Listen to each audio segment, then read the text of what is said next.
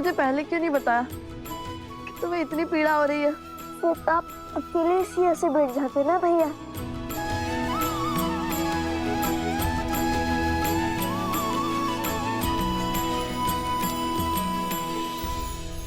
धन्यवाद गुरुवर, किंतु ये घाव ठीक तो हो जाएंगे ना?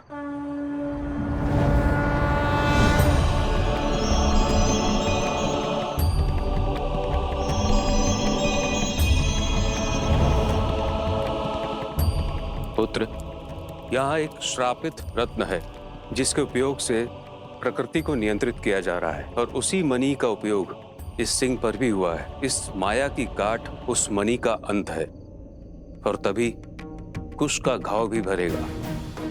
जब तक उस श्रापित मणि का अंत नहीं होता, तब तक कुश के शरीर के भीतर ये मायावी विष फैलता रहेगा। बताइए, कहाँ है वो मणि?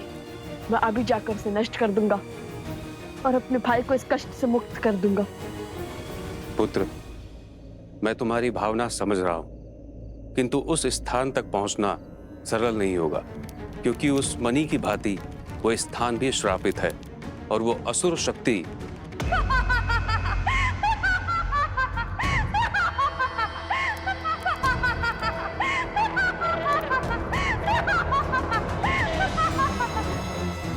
असुरी शक्ति अर्थात मैं, और मैं इन लोगों को यहाँ तक कभी नहीं पहुँचने दूंगी। और यदि वो इस पद पर पहुँच भी गए तो केवल कुछ क्या, तुम्हारी मृत्यु भी निश्चित है। देखना, एक दिन तुम्हें इसका मूल्य चुकाना होगा। मेरे भाई को इस दशा में पहुंचाने का तुम्हें पछतावा होगा। मेरे पास कितना समय गुरुवर? जैसे जैसे भोर समीप होगा, कुश की पीड़ा बढ़ती जाएगी, और जैसे ही सूर्य की पहली किरण कुश के घाव पर पड़ेगी, वो जल उठेगा, और फिर मैं एक पैर के भीतर लौटूंगा। मुझे आशीर्वाद दीजिए। आशीर्वाद दे ऋषिवर। नहीं कुश, तुम कहीं नहीं जाओगे। मैं जाऊंगा और मणि को नष्ट करके आऊंगा। तुम्हें मुझ पे विश्वास नहीं है? भैया, जब स्वयं महाराज राम पिताश्री महर्षि विश्वामित्र के साथ असुरों का संहार करने जा रहे थे, तब क्या उन्होंने श्री राम से अनुमति मांगी थी? तो कुश वो भिन्न है। भैया, बिना आपके मैं कहाँ और बिना मेरे आप कहाँ? हम लवकुश तो राम लक्ष्मण की भांति एक दूसरे की आत्मा है ना?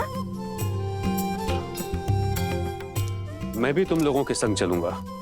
ऋषिवर, आप कृपया करके यहीं रुक जाइए। इन सबको आपकी आवश्यकता होगी।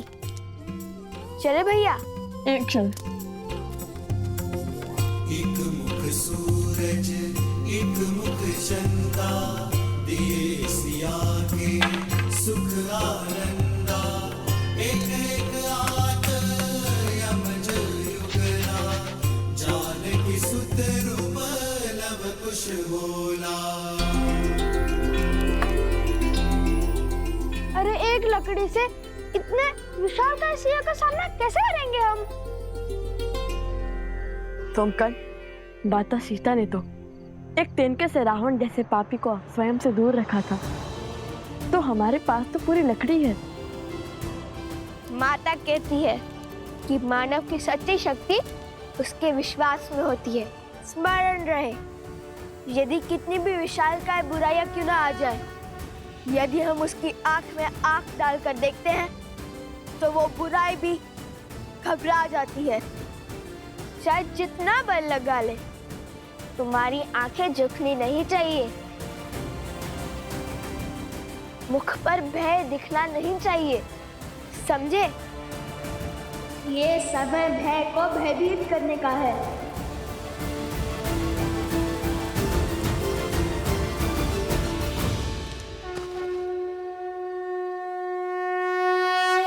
विजयी भव।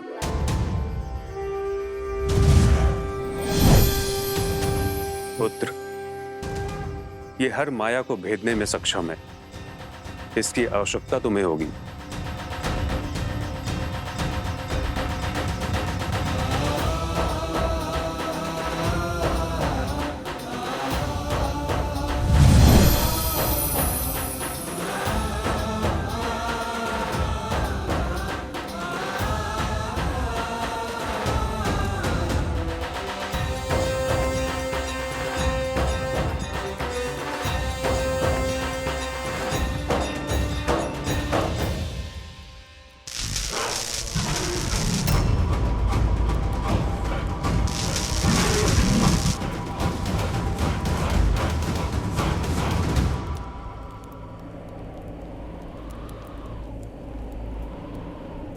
गुरुवर ने कहा था कि हमें ध्रुव तारे के पीछे चलते जाना है और उससे 5 कोस दूर हमें एक घना वट वृक्ष मिलेगा। उसके ऊपर एक तांबे की घंटी होगी। भैया क्या हुआ? कुछ बहुत पीड़ा हो रही है, खाप कष्ट दे रहा है। बताओ मुझे, यदि तुम्हें विश्राम करना है तो कर लो। नहीं भैया, मैं ठीक हूँ। मेरी अचरज का कारण तो आपकी सोच है। आप कब से मेरी भांति सोचने लगे? इतनी तेज आंधी में घंटी को भागे भागे आंखों से खोजने लगे। समझ गया।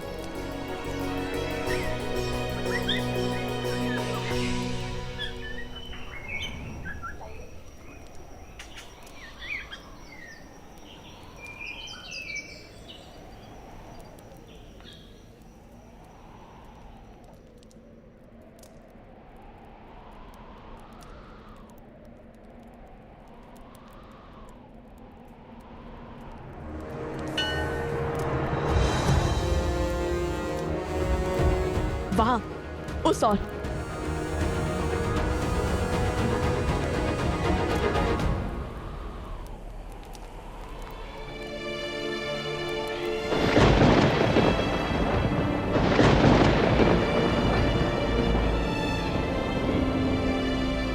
कुमुदनी, सोमकर्ण, अवत्सरा, प्रसूता, कोई नहीं लौटा अब तक? नहीं देवी। अच्छा, आते ही होंगे, किंतु इतना समय तो नहीं लगना चाहिए था। और प्रकृति भी कितनी रौद्र रूप में है। मेरा मन घबरा रहा है अब तो। आप कैसे कर लेती हैं ऐसा? अपनी संतान के लिए तो हर कोई चिंतित होता है, किंतु आप सभी के लिए इतना व्यथित कैसे हो जाती हैं? अपने केवल रक्त से नहीं, मोह के बंधन से और स्मृतियों के बंधन से भी तो बनते हैं ना कुमुदनी। अवश्य, अभी चिंता त्याग दीजिए, वो बस आते ही होंगे।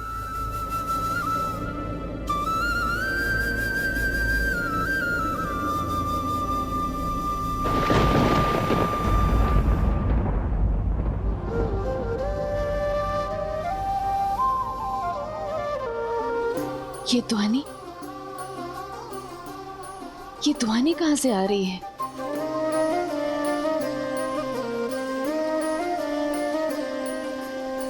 मिथिला में शिव का धनुष भयंकर, जिसे ना हिला सका कोई धुरंधर। राम लखन गुरु मिथिला पहुँचे, लक्ष्य था देखन सिया का स्वयंवर। मिथिल सभा मिथि विकट निराशा, कौन बने भरतार सिया का। ले गुरु आशीष उठे फिर राम, शीश झुका दिया शिव को प्रणाम।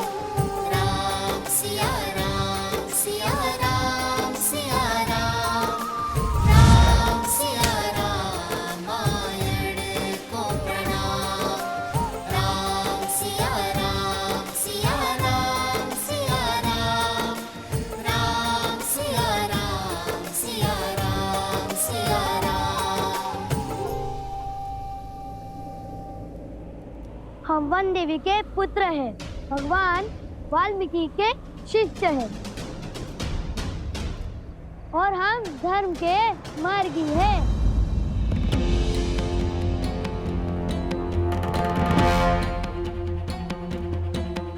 चटुकन, तुम रामायण कथा का गायन लवकुश की भांति अभ्यास क्यों कर रहे हो?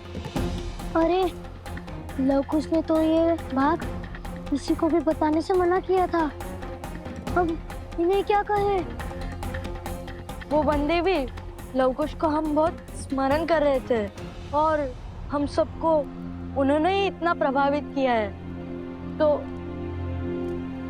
अच्छा,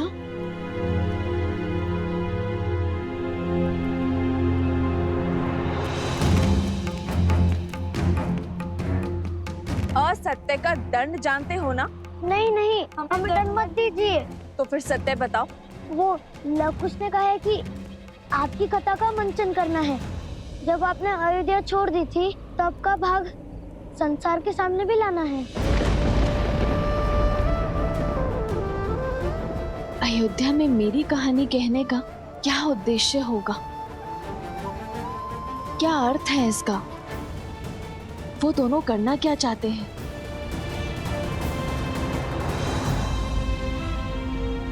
एक बात कहूँ वंदी जी, आप क्रोधित तो नहीं होगी? नहीं, कहो क्या बात है? आप बहुत भाग्यशाली है कि लवकुश आपके पुत्र है। वो दोनों हर क्षण आपके विषय में ही सोचते रहते हैं। देखिएगा, जब अयोध्या में लवकुश की रामायण का मंचन होगा तब उनके प्रयास अवश्य सफल होंगे, रामायण अवश्य पूर्ण होगी। किंतु हाँ, तनिक चौंकने के लिए सज्ज रहेगा और अब आगे कुछ मत पूछेगा।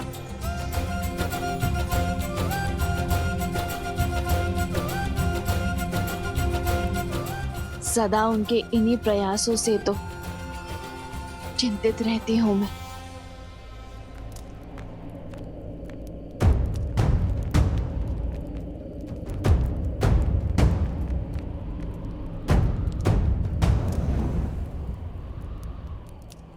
मिल गया।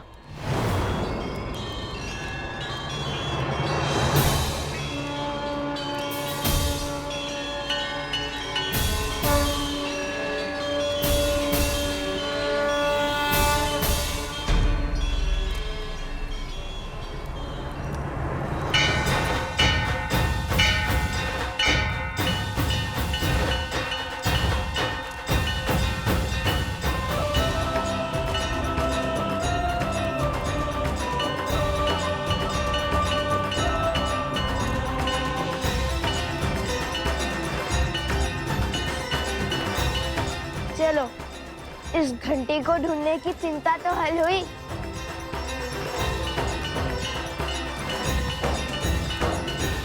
कैसी चिंता देवी? यही कि बिना संकट जाने, बिना परिणाम सोचे अनुचित को उचित करने की दिशा में आगे बढ़ जाते हैं।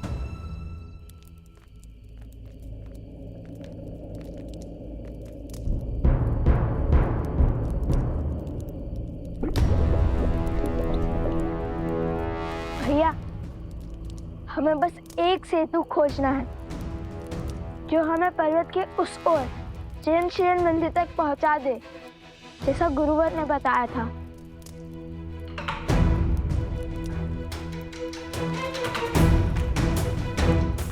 अरे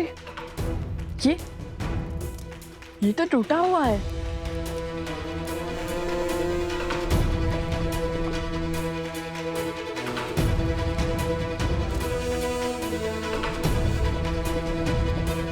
भैया, वो विशाल वृक्ष सेतु का कार्य कर सकता है।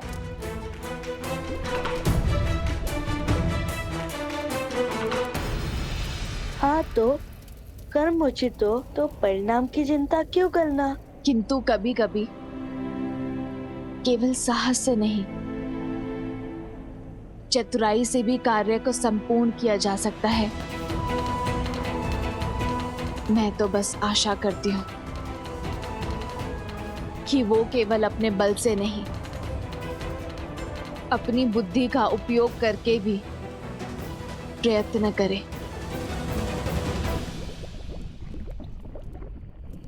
क्या हुआ भैया? भूल गए? माता कहती थी कि जब सब कुछ आपके अनुसार होने लगे, सब कुछ उचित होने लगे, समझ जाना चाहिए कि कुछ तो अनुचित घट रहा है। हाँ, कहा तो यही था माता ने कि जिसने एक सिंह को अपनी माया से इतना विशाल कर दिया, जो हमारे मित्रों के प्राण लेने के लिए सज्ज हो गया, जिसने कहा कि वो कभी हमें उस पृथ्वी तक नहीं पहुंचने देगी, वो पीछे कैसे हट सकती है? हाँ, हमें एक एक पर फूक फूक कर रखना होगा। और मैं फिर कहता हूँ कि मैं आगे बढ़ता हूँ, तुम यही रहो। कदापि नहीं, मैं आपके साथ अवश्य चलूंगा। जहाँ लव भैया वहाँ कुश। और वैसे भी यहाँ तक पहुँचकर पीछे हट जाओ ताकि सारी प्रशंसा आप लूट ले। ऐसा नहीं हो सकता। अब लगता है ये वृक्ष हमारा अंतिम विकल्प है, किंतु पहले हमें ये देखना होगा कि ये वृक्ष जिससे इस लावा के ऊपर एक पुल बन गया है, वो हमारा भार उठा भी पाएगा या नहीं।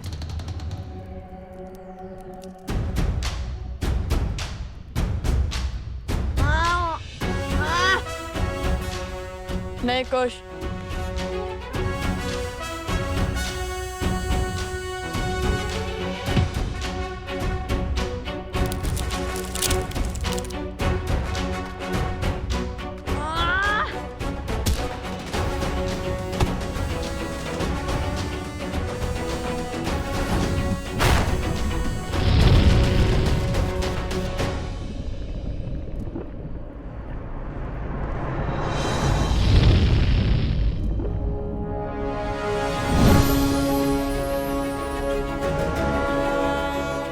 बलशाली, किंतु इसका उपयोग करके देखते हैं कि ये मायावी है या नहीं।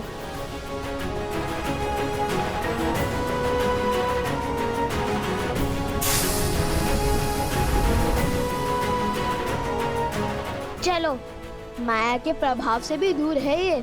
चलो अब हम इस पर चल सकते हैं।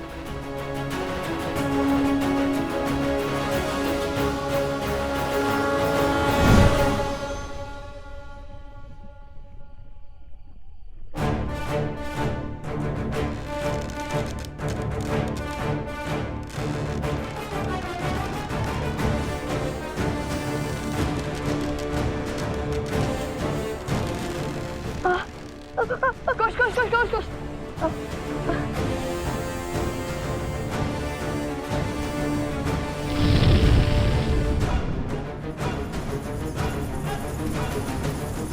ये ध्वनि कैसी आ रही है?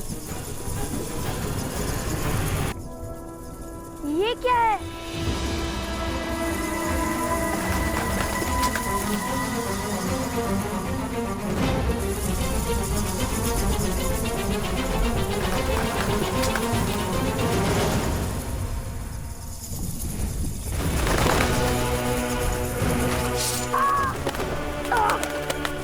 कुछ संभाल के।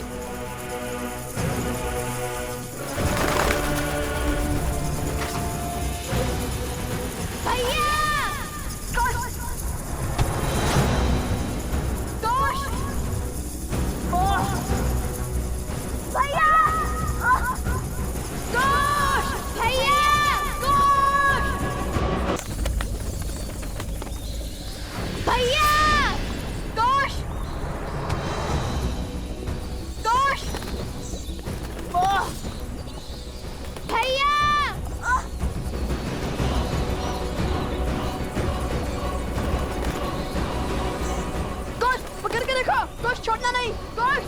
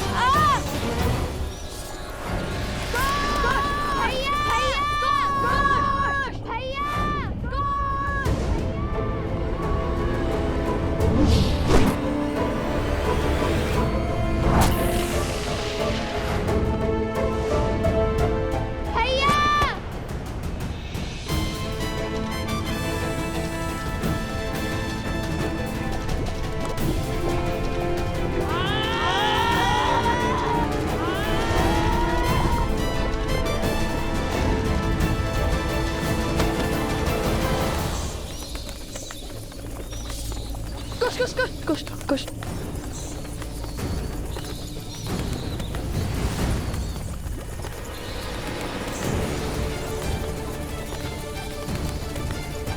भैया ये तो पुनः आ गए।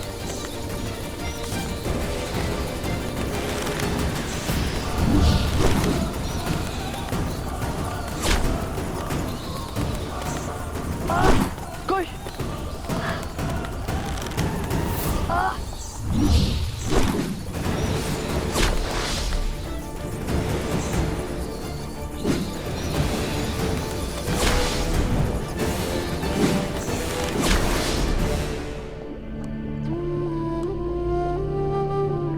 अभी तो बहुत मार्ग शेष है।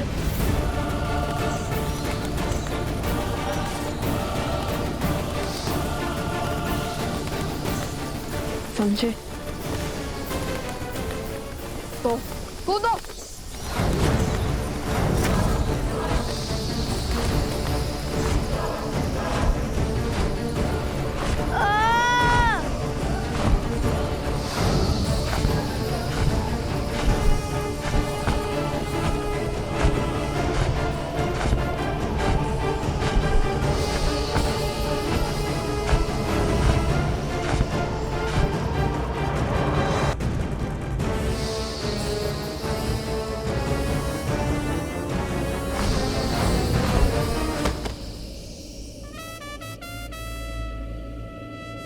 हम सुरक्षित हैं, हम बच गए भैया।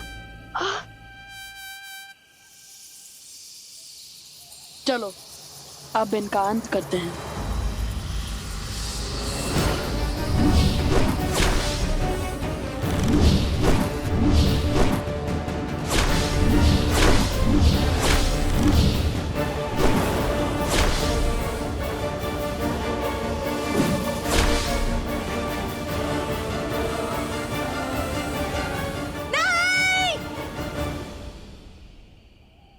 तुमने मेरी माया को काटा, उसका कर तुम्हें अपनी मृत्यु से चुकाना होगा लव और कुश। तुम हमें समझती क्या हो? हमारे पास अपनी माता का ज्ञान है, ममता का बल है। तुम्हारी मायावी शक्ति हमारा कुछ नहीं बिगाड़ पाएगी। कुछ ही समय में ये पूरा विष तुम्हारे शरीर में फैल जाएगा और ये बड़ी बड़ी बातें धरी की धरी रह जाएंगी और हर भरम टूट जाएगा। तुम्हें क्या लगता है कि तुम ये यात्रा पूर्ण कर पाओगे? किंतु समय बीत रहा है। क्षण क्षण उस सिंह की सूद लौट रही है। यदि तुम समय पर ना पहुंचे तो वो तुम्हारे पाश से मुक्त होकर उन सबको मार देगा, विनाश कर देगा सबका।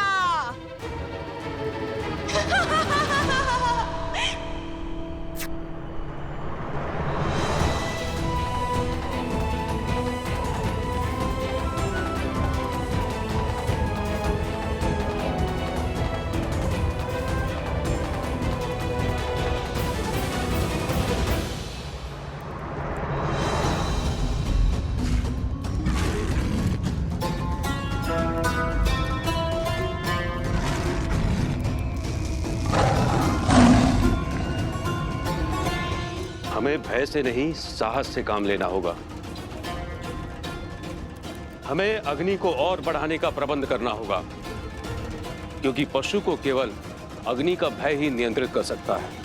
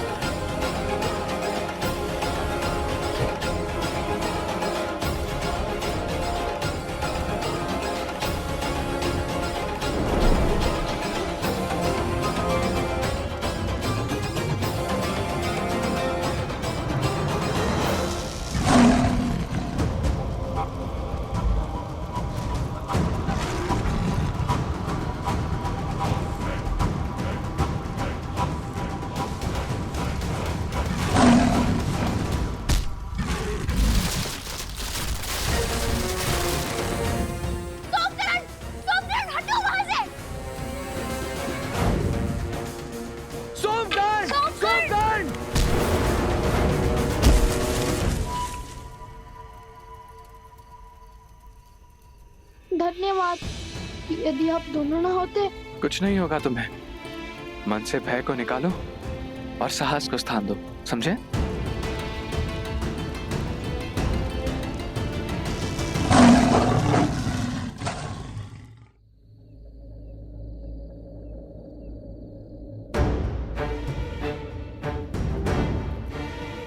इनमें से उचित मार्ग कौन सा है?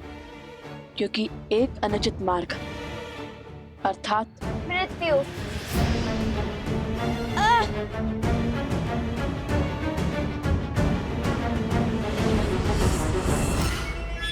अब इन 4 द्वारों में से उचित मार्ग किस पर चलकर पाओगे लवकुश?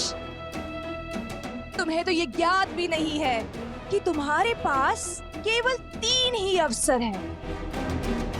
यदि भूल से भी तुमने तीसरी बार अनुचित मार्ग चुना तो उचित मार्ग भी बंद हो जाएगा। अब हमारा बल नहीं, बुद्धि हमें इस चक्रव्यूह से बाहर निकालेगी। और पहला प्रयास मैं करूंगा।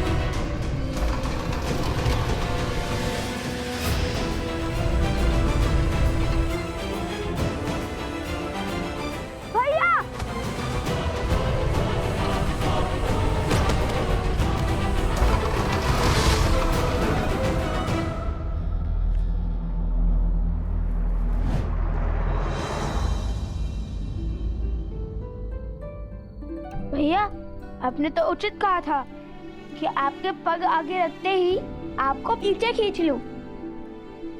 ये योजना आपकी थी, किंतु इसको सुचारू रूप से संपूर्ण करने का श्रेय तो मुझे ही जाता है ना भैया?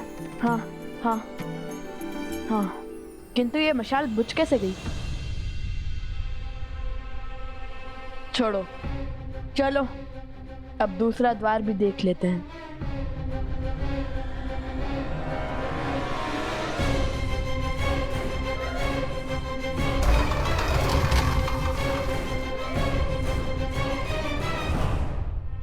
नहीं, इस बार भी मैं ही जाऊंगा। नहीं भैया, संकट केवल आप ही नहीं उठाएंगे। भैया के सिर से मृत्यु की तलवार हटाने का कर्तव्य मेरा भी है। इस बार मैं ही जाऊंगा। ये मेरी आज्ञा है। तुम्हें चोट लगी और तुम हो कि मुझसे तर्क करे जा रहे हो। आज्ञा तो हमारे चाचा श्री ने भी नहीं मानी थी अपने बड़े भाई की। भूल गए जब हमारे चाचा श्री लक्ष्मण जी श्री राम जी की सारी बात मानते थे, किंतु जब शूर्पणखा माता सीता को आहत कर रही थी तब उन्होंने उसकी नाक काट दी थी।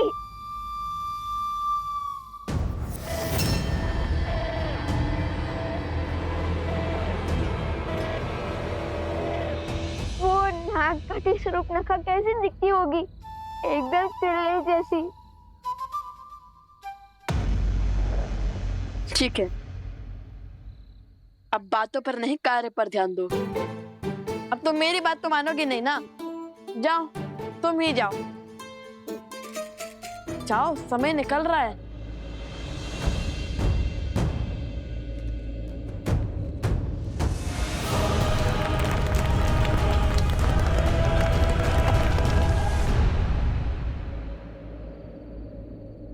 लगता है यही उचित द्वार है।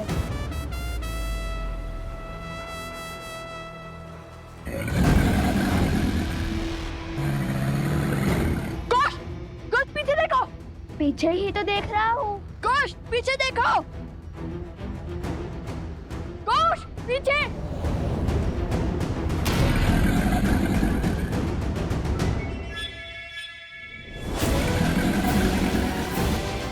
भैया!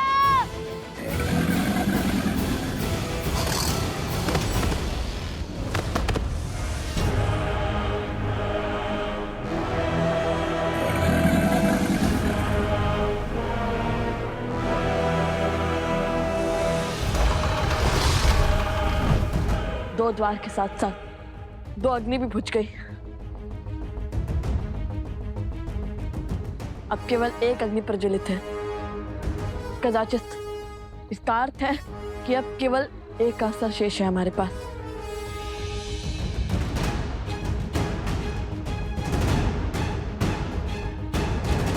बस एक अनुचित विकल्प और इनकी पराजय निश्चित है। अब तीसरे द्वार की बारी।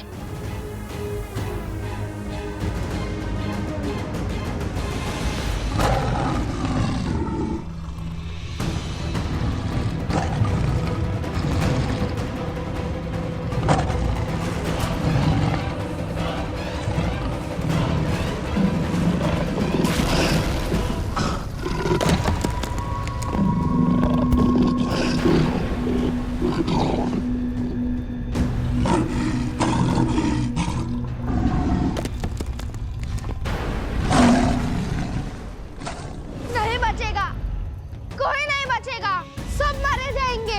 इस बार असंभव संभव हो गया।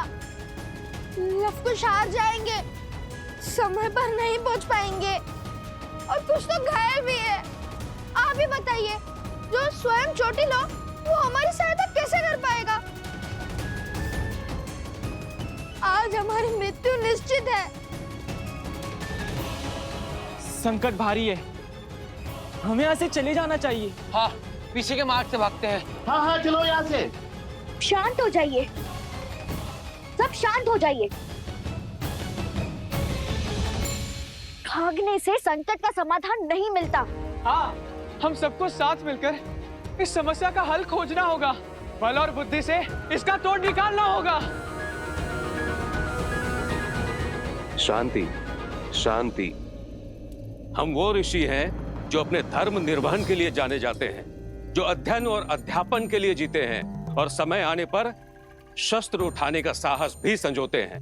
यदि किसी को भागने की आवश्यकता थी तो वो लवकुश थे, किंतु वो नहीं भागे। क्यों? क्योंकि उन्हें स्वयं पर विश्वास था। और यदि हम सब यहां से चले गए तो उनके विश्वास का क्या होगा, जो हमारे विश्वास के लिए ऐसी मायावी शक्ति से लड़ रहे हैं। राम राज्य की नींव विश्वास ही तो है। ये राम नाम का विश्वास ही था जिसके बल पर पत्थर भी सागर में तैर गया, लंका तक सेतु बन गया। और आज विश्वास की यही शक्ति लवकुश के साथ है। देखना, आज संकट का कोई मेघ हम पर बरस नहीं सकता। यदि हम एक दूसरे के लिए खड़े नहीं होंगे तो संसार से मानवता समाप्त नहीं हो जाएगी। हाँ ऋषिवर, आज राम नाम की शक्ति ही हमारी रक्षा करेगी। आज्ञा दे।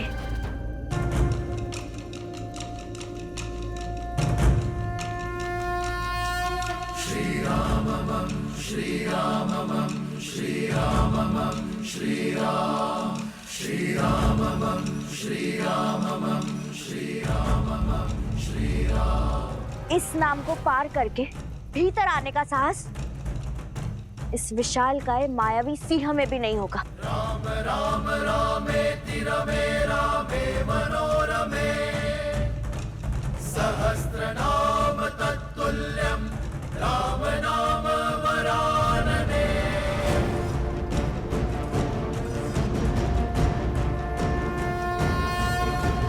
राम राम रामेति रमे रामे मनोरमे सहस्रनाम तत्तुल्यं राम नाम वरानने।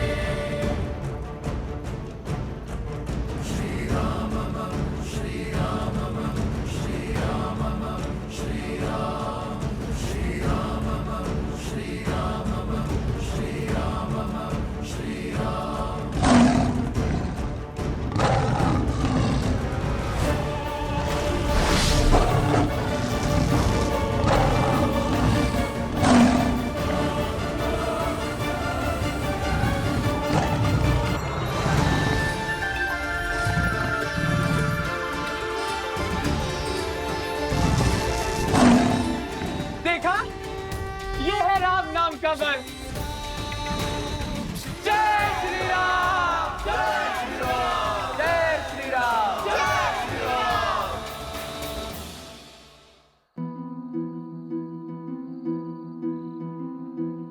जैसे जैसे भोर समीप होगा, कुश की पीड़ा बढ़ती जाएगी। सूर्योदय समीप है। तुम ठीक तो हो ना?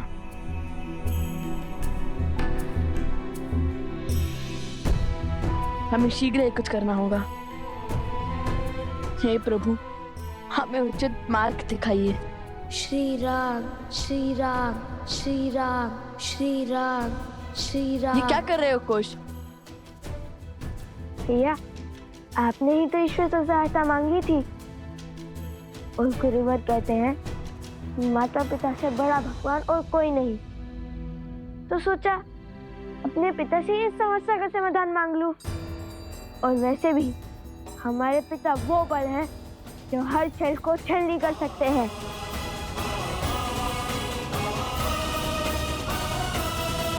श्री राम, श्री राम, श्री राम, श्री राम, श्री राम, श्री राम।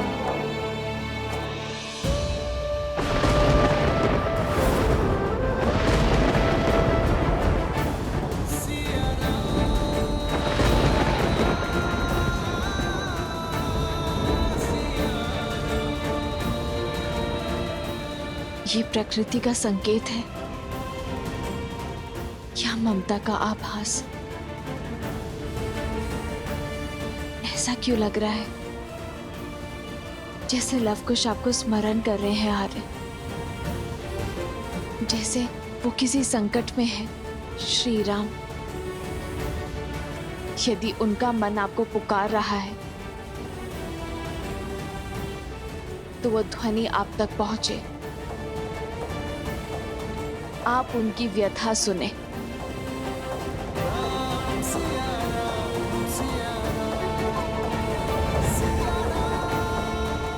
श्री राम, श्री राम, श्री राम।